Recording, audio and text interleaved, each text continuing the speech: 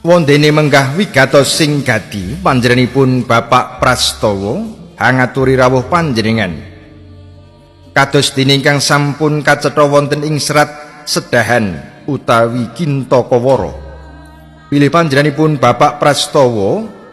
hanetepi darmaning sepuh amiwaha putra Mahargya Siwi ngentas pitulus kenya putrinipun ingkang asesilih Rara Ayu Endang Pamungkasih. Jinatukrama utawi kadhawuhaken kaliyan Bagus Dimas Tyaji putra kakungipun panjenenganipun Bapak saha Ibu Dr. Andes Ratijo ingkang pidalem wonten ing Sri Mulya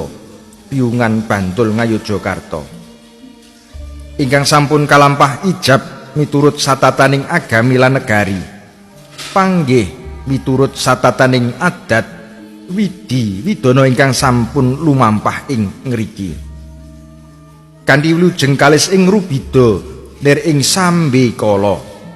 ingkang punika panjenenganipun Bapak saha Ibu Prastawa mawantu-wantu panyuwunipun wonten ngarsa panjenengan sedaya mugi wonten suka lilaning penggalih paring jurung puja hastawa puji hastuti dumateng pengantian sarimbit anggenipun badhe lelumban wonten madyaning bebrayan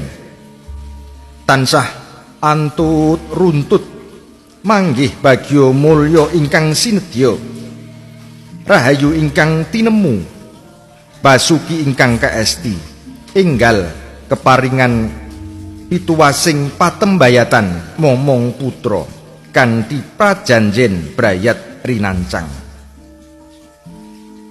kaleksananing pahargyan ing kalenggahan menika saged kalampahan injawit pambyantunipun para sanak kadang pawong mitra pitepangan tangga tepalih saha para tamu ingkang sampun kepareng paring pisumbang awujud punapa kemawon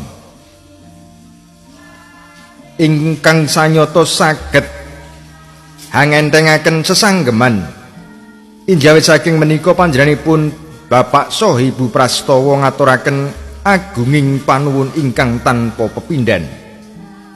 mugi-mugi sih kadarman panjenengan dados ngamal kesaenan saengga pikantuk leliru ingkang satraju miwah bebingah ingkang malimpah-limpah.